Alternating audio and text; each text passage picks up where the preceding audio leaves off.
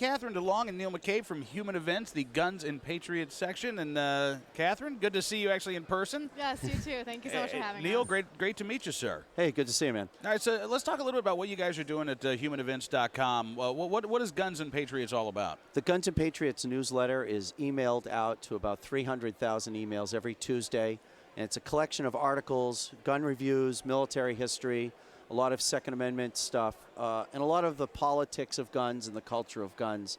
We have a Facebook page at Guns and Patriots where you spell out the "and." There's about 80,000 fans on it.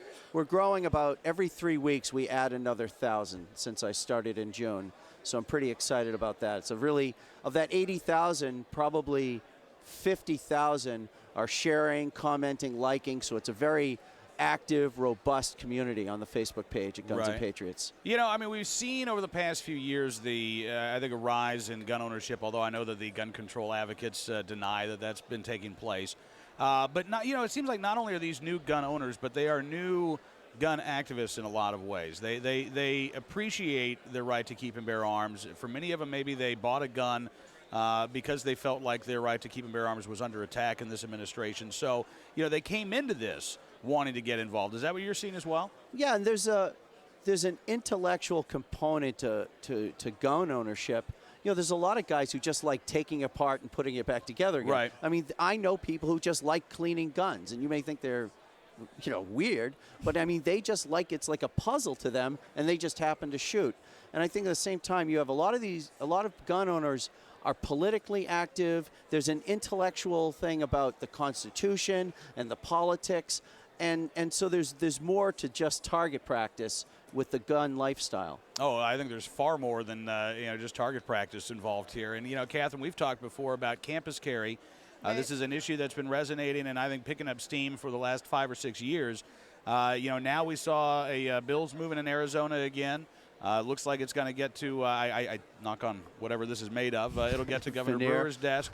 Where do you see the campus carry issue going in the next year or two? I certainly hope that it picks up steam, and in places like Arizona, we've seen that it picks up steam. So I'm hoping that energy will spread to other states as well, because I think it's a very, very important issue. And I think you can make a very logical, compelling case for concealed carry on campus. And I think if you really go through the logic of it and the reasoning of it, instead of just spouting the, leftist, anti-gun, guns are bad because they're weapons argument, and you really think about it, then it's pretty easy to convince people. Well, I think it is, and it's interesting. We've been following the Foundation for Individual Rights and Education, the FIRE, and they've been doing a lot of discussion about First Amendment issues on campus. And it's fascinating that you still have the same sort of attitude among the university administrators that when a student sets foot on campus, their rights go away and they are parceled out, at the whim of the university officials, the university presidents, and those in charge. Right. And I think that goes for the Second Amendment as well. Yeah, I mean, I go to the University of Buffalo, which is part of the State University of New York system. So even if my my student legislators decided to pass a bill or carry through a bill, particular to SUNY Buffalo, saying that we have the right to carry concealed weapons on campus, it would still ultimately be up to the SUNY board of directors, and ultimately I don't think it would really go through. It wouldn't fly with them. Probably not in New York State. Since it hasn't thus far. No, but you're seeing it in New Hampshire, and certainly New Hampshire, nobody thinks of New Hampshire as a particularly anti-gun state. Right. But each campus treats itself for sort of budget and legal purposes as its own municipality. And even though New Hampshire state law says no municipality can outlaw concealed carry on its own, the universities are doing it anyway, and that's a big tussle right now in the New Hampshire state legislature. Absolutely right. And I think we're going to see this again. I was talking to a fellow yesterday who was from Texas, a college student at Abilene Christian. He came up. I was wearing my Longhorns hat, and we started talking about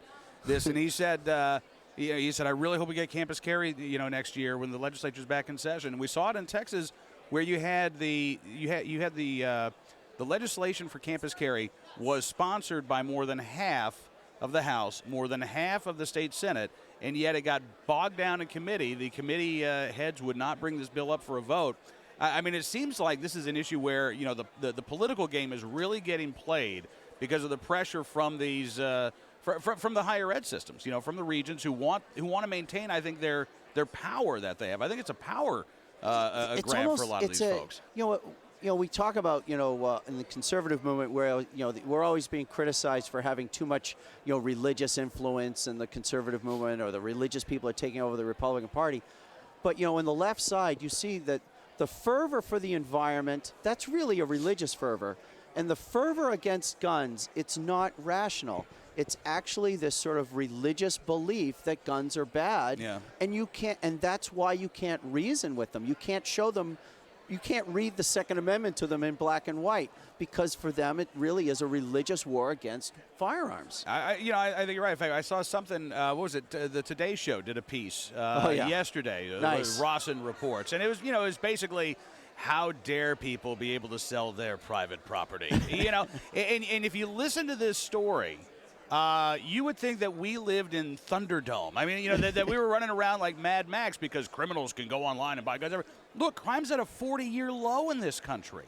We, the people, are the ones who are keeping and bearing arms right now. Yes, the criminals, they're not getting their guns through legal means. We know how the criminals are getting their guns. Oh, that's been studied. I mean, something like 2% of criminals in federal prisons said they got their guns through like gun shows. Right. And yet the gun show sort of loophole exemption is seen as like it's like this Wild West exemption. Absolutely. I mean, again, I think it's another example of, as you say, these pieces of legislation that are supposedly designed to cut down on criminal access to firearms. But really, what they are designed to do is to cut down on our access to firearms, to destroy this strong gun culture that we have in this country, and to make it difficult, if not impossible, to simply own a gun. I mean, we've seen this in Washington, D.C. We were talking with Emily Miller from the Washington Times. The great yesterday. Emily Miller. Absolutely. 4 months it took her to get a gun in our nation's almost capital. $500. $500 in fees and, classroom registration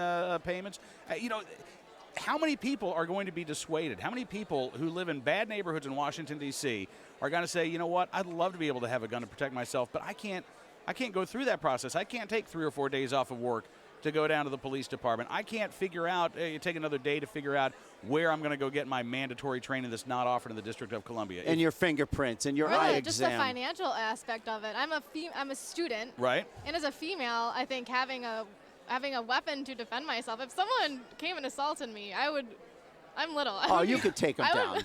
I would be helpless. And I can't the fees that you have to go through in New York State to get your licensing and your classes and everything. As a student, I can't do that. They're putting a price tag on self-defense. And a constitutional right. Yeah. Well, but in the meantime, you can have a tongue depressor, Kathryn, and you can gag yourself, and you can make yourself vomit on your attacker. That's a much safer way to go through life, right? That's what the anti-gunners would say. I want to microstamp all gun depressors. Tongue depressors. So, Neil, where can we, just humanevents.com, is it easy to find the Guns and Patriots section? At humanevents.com, there's a tab for Guns and Patriots, but you can also sign up for the Guns and Patriots newsletter that goes out every Tuesday. At gunsandpatriots.com, there's a silver box at the top. And just sort of join the fun, join the family. It's great to be on with you. Well, listen, we love having you, Neil. Thank you so much. Kathryn, great to finally meet you in person. Thank you so much. Hope we can do it again soon. Super. Great, thank you.